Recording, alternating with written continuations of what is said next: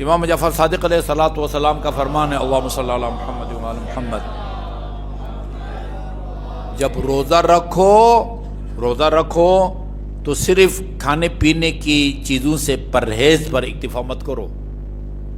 جہاں کھانے پینے کی چیزوں کو حلق سے اتارنا منع ہے ورنہ روزہ ٹوٹ جائے گا، وہاں اس زبان کو بھی کنٹرول میں رکھو، اس کو بھی روزے سے رکھو، روزے سے۔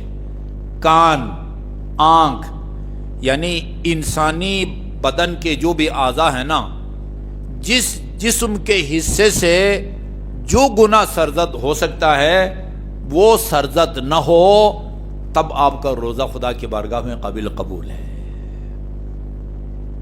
میرے خیال میں زبان سے ہم بہت سارے وہ کرتے ہیں، گناہ کرتے ہیں، گانا بھی گاتے ہیں، غیبت بھی سنتے ہیں، چغل و خرابی بھی کرتے ہیں۔ سب سے زیادہ گناہ جو ہم اس زبان سے کرتے ہیں نا وہ غیبت ہے۔ بہت خطرناک معاملہ ہے۔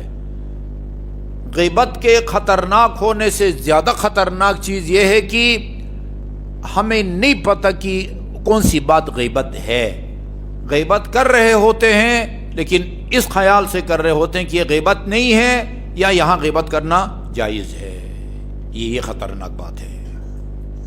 لہذا آج رمضان کی پہلی کو ہم کو پتہ ہونا چاہیے کہ غیبت ہے کیا، جس کو خدا نے قرآن میں حرام قرار دیا ہے۔ گناہ کبیرہ ہے، گناہ کبیرہ۔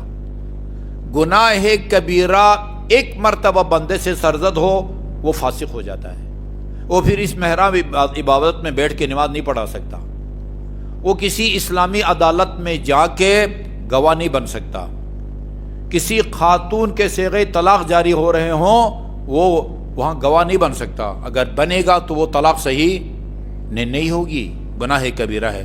گناہ کبیرہ کسے کہتے ہیں؟ گناہ کبیرہ اس گناہ کو کہا جاتا ہے کہ جس کا نام لے کے خدا نے قرآن میں اس کی سزا بیان کی ہو۔ نام لے کے، من قتل مؤمنا فجزاؤہ جہنم، جو کسی مومن کو جان بوجھ کے قتل کرے اس کی سزا جہنم ہے۔ جھوٹوں پر اللہ تعالیٰ نے لعنت بھیجی ہے، ٹھیک ہے نا جی، گناہ کبیرہ۔ یا اس کا نام لے کے جہنم کا ذکر نہ کیا گیا ہو، ایسے عمل سے اس کو تشبیہ دی گئی ہو جس کی سزا قرآن میں موجود ہے۔ اللہ تعالیٰ نے یہ سورہ حجرات کی آیت ہے جو میں نے آپ کے سامنے بیان کی ہے نا، اس میں اللہ تعالیٰ نے غیبت فرمایا ہے کہ غیبت کرنا ایسا ہے جیسے کسی مردار جانور نہیں، مردار انسان کا، بھائی کا، مسلمان بھائی کا، پتہ نہیں شاید سگا بھائی مراد ہو، کیا پتہ ہے، یہاں کچھ بھی نہیں لکھا ہوا ہے۔ ایحب احدکم، ایک دوسرے کی غیبت مت کرو، منع کرنے کے بعد پھر فرماتا ہے ایحب احدکم ان یاکل لحم اخیہ میتا، تم میں سے کوئی یہ چاہے گا کہ اپنے بھائی، مردہ بھائی کا گوشت کھائے؟ پتہ نہیں سگا بھائی مراد ہے، مسلمان بھائی مراد ہے، مومن بھائی مراد ہے، انسانی مردار کے گوشت کھانے کی طرح ہے، گناہ کبیرہ ہے۔ اور قرآن میں ہے حرم علیکم المیتۃ والدم ولحم الخنزیر، اللہ تعالیٰ نے مردار کو بھی حرام قرار دیا ہے، خون کو بھی حرام قرار دیا ہے، اور خنزیر کے گوشت کو بھی قرار دیا ہے۔ ان تین کا نام آنے کا مطلب یہ نہیں ہے کہ باقی جن کا نام قرآن میں نہیں ہے وہ ناپاک نہیں ہے یا حرام نہیں ہے۔ کتے کا نام قرآن میں نہیں ہے لیکن یہ نہیں کہا گیا کہ یہ حرام ہے۔ اصحاب کہف کے کتے کا ذکر ہے لیکن یعنی اس کو حرام نہیں کہا گیا ہے۔ حرام نہ کہنا کا مطلب یہ نہیں ہے کہ وہ حرام نہیں ہے۔ لمڑی کا بھی ذکر نہیں ہے، ہاتھی کا بھی ذکر نہیں ہے، ریچھ کا بھی ذکر نہیں ہے، پتہ نہیں یہ اسلام آباد میں جو گدڑ ہوتے ہیں وہ سب کا ذکر نہیں ہے، ٹھیک ہے نا، سب کا ذکر قرآن۔ یہ لوگ کہتے ہیں کہ ہر چیز قرآن سے دکھاؤ، قرآن سے دکھاؤ، قرآن سے دکھاؤ، کدھر لکھا ہوا ہے قرآن میں ہاتھی حرام ہے؟ لمبڑی جو ہے نا نام ہی نہیں ہے لمبڑی کا جی۔ اچھا، یہ گناہ کبیرہ ہے۔ کہتے کسے ہیں غیبت؟ آج ہم صرف غیبت کی وہ تعریف، وہ ایک لفظ ہوتا ہے عربی تعریف کرنا نا، اردو میں تعریف کا مطلب کسی کی یعنی خوبیوں کو بیان کرنا، عربی میں تعریف کا مطلب یعنی ڈیفینیشن، مطلب غیبت کسے کہتے ہیں جو گناہ کبیرہ ہے؟ یہ رسول خدا کے فرمان کی روشنی میں غیبت کی تعریف کرتے ہیں، اس دعا کے ساتھ کہ اللہ تعالی ہمیں ہر وقت خصوصاً ماہ مبارک میں اس گناہ سے بچنے کی توفیق عطا فرمائے۔ کسی کو معاف نہیں کرتا، کسی کو معاف نہیں کرتا۔ امامہ کے نیچے بھی بیٹھ کے باتیں کرتے ہیں، پینٹ سوٹ میں بھی جو ہے نا، دھوتی میں بھی، سب کوئی جو ہے نا اسے مستثنا ہر کوئی کرتا ہے، بلکہ علماء کے لیے زیادہ خطرناک ہے۔ کہتے ہیں کہ وہ آیت اللہ ایک اشارودی تھے، وہ انہوں نے عام معافی کا اعلان کیا ہوا تھا، اس دنیا میں جس نے بھی میری غیبت کی ہو میں اس کو معاف کرتا ہوں، صرف جو دینی طالب علم ہے نا، ان میں سے کسی نے غیبت کی ہو تو اس کو کبھی معاف نہیں کروں گا، قیامت تک معاف نہیں کروں گا۔ کیوں؟ اس لیے کہ وہ پہلے میری غیبت کو جائز ثابت کرنے کی کوشش کریں گے، پھر غیبت کریں گے۔ یہ خطرناک بات ہے، فلان کی غیبت، وہ متجاہر الفسق ہوتا ہے، متجاہر الفسق۔ تعریف یہ کی ہے رسول خدا نے غیبت کی، ذکرک اخاک بما اذا سمعہ استکرہہ، اپنے برادر مومن کے بارے میں وہ بات کرو اس کی عدم موجودگی میں، اگر وہ اس کو سن لے تو اس کو ناگوار گزرے، اس کو برا لگے، یہ غیبت ہے۔ ایسی بات کرو کہ اگر وہ سن لے تو اس کو برا لگے، اس کی شکل و صورت پر تنقید کرتے ہو، قد کا چھوٹا، ہاں پنجابی میں گٹھا کہتے ہیں، قد کا لمبا، لمبو، ٹھیک ہے نا، کالا، کالو، اچھا جی، لنگڑا، فلاں فلاں، جسمانی عیب بیان کرنا، کانا، یا اخلاقی عیب بیان کرنا، اخلاقی عیب بیان کرنا۔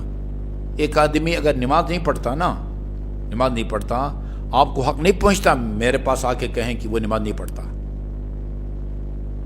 ہاں ایک صورت میں جائز ہے، آپ کی نیت یہ ہو کہ میں اس سے بات کروں، نصیحت کروں تو وہ مان جائے گا، نماز پڑھنا شروع کر دے گا۔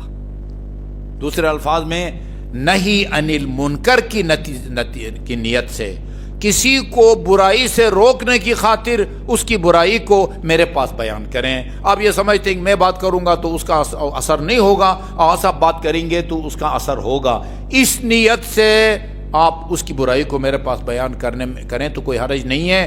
ویسا فلان غیبت کرتا ہے، فلان رشوت دیتا ہے، فلان سود لیتا ہے، وہ سود لے کے گناہ گار ہو رہا ہے، آپ اس کے اس گناہ کو میرے پاس بیان کر کے گناہ گار ہو رہے ہیں، دونوں گناہ گار ہو رہے ہیں۔ وہ خطرناک بات ہے۔ اشارے کنایے میں کریں، اشارہ کنایہ میں یا واضح الفاظ میں، دونوں جو ہے نا وہ جائز نہیں ہے۔ حتیٰ لباس پر تنقید کرنا بھی اس کے زمرے میں آتا ہے، لباس پر تنقید کرنا۔ میں ہر سال سناتا ہوں یہ لطیفہ، ہمارے ایک استاد کے تھے نجف میں، 3 کلاس فیلو طالب علم تھے، علماء تھے ظاہر ہے، انہوں نے یعنی غیبت سے بچنے کا ایک طریقہ یہ ہے کہ اگر آپ کی ایک ہے نا کیا کہتے ہیں کمپنی، ہاں 2-3 کی کمپنی ہے، ساتھ رہتے ہیں، آفس میں رہتے ہیں، کلاس میں رہتے ہیں، تو نظر کریں، نظر نہ، ہم میں سے جو بھی غیبت کرے گا وہ مثلا اتنا پیسہ جو ہے وہ دے گا کفارہ کے طور پر۔ انہوں نے نظر مانی کہ ہم میں سے جو بھی غیبت کرے گا کسی کی، 1 دینار عراقی جو ہے نا وہ دے گا، نکالے گا 1 دینار۔ کچھ دن انہوں نے پابندی کی، ایک دن ایک مدرسے کے صحن میں بیٹھے ہوئے تھے، تینوں اپنا پڑھا ہوا درس دہرا رہے تھے، ایک چوتھا طالب علم ادھر سے مین گیٹ سے داخل ہوا، ان میں سے ایک کی نظر اس پر پڑی، اس کے امامے پر نا، امامے پر کوئی تبصرہ کرنا چاہتا تھا اور یہ سمجھتا تھا کہ یہ تبصرہ غیبت کے زمرے میں آتا ہے۔ تھوڑا سا صبر کیا، مقابلہ ہوا شیطان کے ساتھ، شیطان جیت گیا، جیب سے دینار نکال کے کتاب کے اوپر رکھا، کہا یہ اس کا کفارہ ہے، دیکھو اس کا امامہ جیسا کہ کسی حرم کا قبہ ہوتا ہے۔ امامہ چھوٹا ہونا تو کہتے ہیں دیکھ فلان کا امامہ اخروٹ جتنا ہے، بڑا ہو تو کہتے ہیں وہ دیکھو بھائی وہ قبہ جتنا ہے۔ یہ سمجھتا ہے کہ غیبت ہے، ورنہ دینار نہ دیتا۔ یہ مسئلہ ہوتا ہے۔ لباس پر تنقید کرنا بھی وہ غیبت کے زمرے میں آتا ہے، ٹھیک ہے جی۔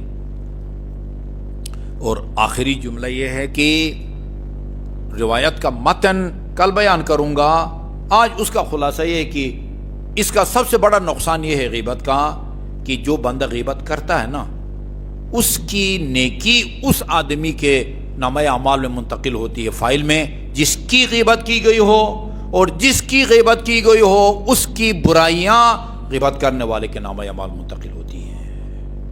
عام طور پر یہ دیکھیں، عام طور پر بندہ کسی اپنے چہیتے کی غیبت نہیں کرتا، نہ پسندیدہ آدمی کی جو ہے نا اپنے مخالف کی غیبت کرتا ہے یا اپنے دشمن کی غیبت کرتا ہے۔ وہ آدمی کتنا نادان ہے کہ جو اپنے قیمتی اعمال کو اپنے نامہ اعمال سے، فائل سے نکال کے اپنے دشمن کے نامہ اعمال میں منتقل کرتا ہے۔ یہ رسول خدا کی حدیث ہے، روایت انشاءاللہ کل عرض کروں گا۔ بآواز بلند درود بھیجیے محمد۔